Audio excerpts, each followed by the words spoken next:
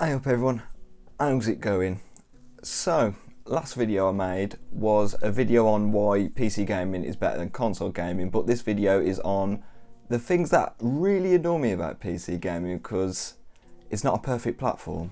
And before I start, I want to say I'm definitely a die-hard PC gamer, but I'm not as biased as many of the PC elitists out there, and I have both console and Xbox, console and PC.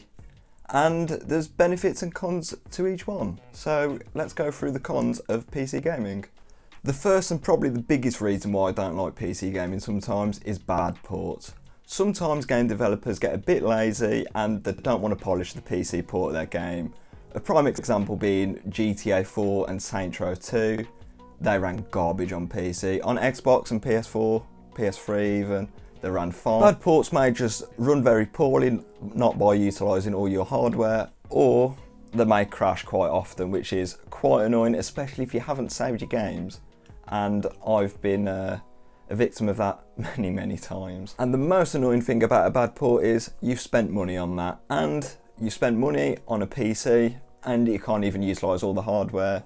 So you spent 45 quid or 50 quid on a new game and it runs worse on a console, which is just not acceptable. So game devs, please optimise your games properly. I know this isn't just a PC specific issue as well. Look at Cyberpunk 2077 on old gen consoles, so that's the Xbox One and PS4.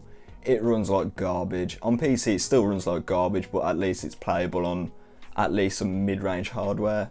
But yeah, console isn't exempt from this either. And now we get into reason 2, and that is just weird issues with games.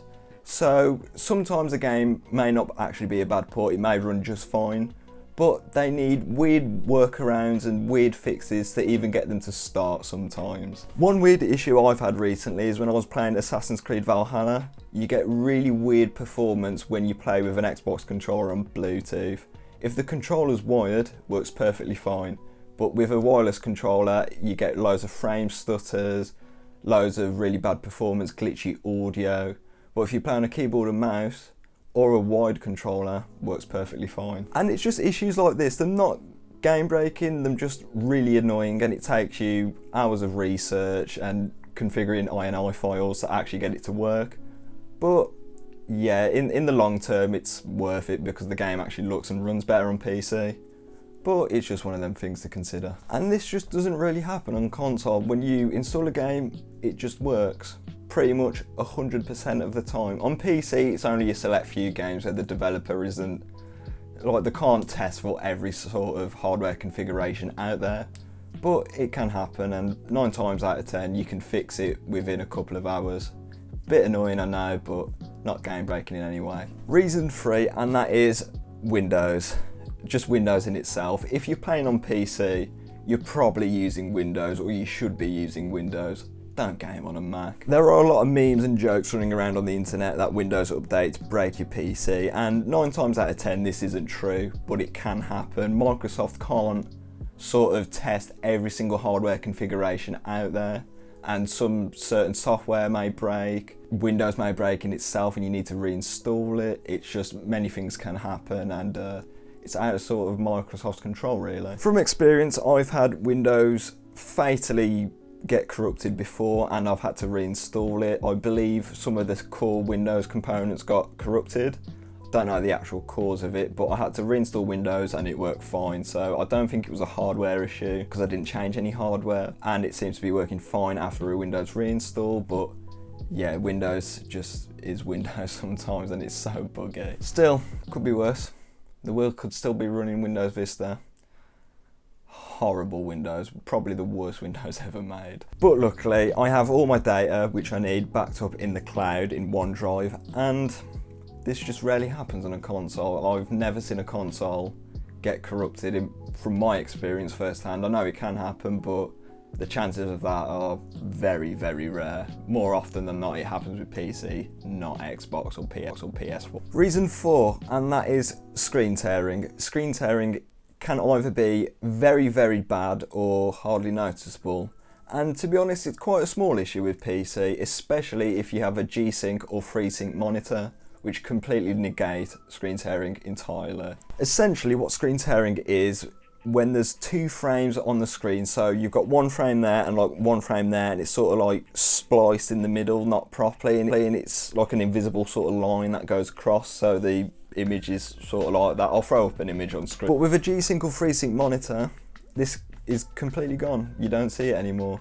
You do have to enable G-Sync in the NVIDIA control panel and FreeSync in the AMD one, and G-Sync monitors tend to be more on the expensive side, but they are a lot more accessible now, so screen tearing isn't too much of an issue anymore. Also, you can enable V-Sync, and to be honest, I'll recommend against this because V-Sync is pretty bad. It can cause more issues than it solves, and it creates a lot of input lag as well, so do not enable this for shooter games and maybe racing games as well, because I don't like V-Sync at all. It's quite crap. And with FreeSync and G-Sync, there is no need to enable V-Sync for any game pretty much. And this brings us on to our 5th and final reason, and that is hardware issues. All hardware can fail, whether that be a power supply, a motherboard, or a GPU, whatever it may be. It's annoying and tends to be quite expensive if you don't have your warranty. For example, this is a dead 1050 Ti graphics card, and yeah, this thing's beyond repair. You get no display out. It does power up, but I don't think that thing's actually savable. And stuff like this can happen. If it's within warranty, it's just more of a headache. If it's not within warranty, it's also a pain in your wallet as well, which isn't great. No one wants to hear that. If you want to fix it yourself, diagnosing it as well. Diagnosing hardware issues isn't as bad as software issues, but it can still be quite annoying, especially knowing that money that you've spent is potentially going down the drain. However, if a hardware issue happens with an Xbox, 9 times out of 10 you'll just take it back to Microsoft. Same thing with PlayStation, you'll just take it back to Sony or whoever you bought it from, and if it's within warranty, you'll get a replacement. But as I build PCs for a living, it's sort of, I've got to go in, check what's wrong. Like, I've had issues with my PC before. I had a MSI board that died in my PC, nothing to do with MSI, just a bad board, but this stuff happens, and luckily I got a warranty replacement and all was happy. So finishing off, these are some of the things that really annoy me about PC gaming. Nothing bad on PC gaming, I do love it, it's just that some of the things really annoy me. It's not a flawless platform. If you're getting into PC gaming, be prepared for any of these issues to arise if they do. Not saying that they will, but they potentially may. I've faced loads of them, so yeah, but I do this as a job, so I know what I'm prepared for, just letting you know what to be prepared for, and yeah. So I'm going to leave it there. So if you like this one, like it. If you liked it even more, subscribe, and I'll catch you in the next one.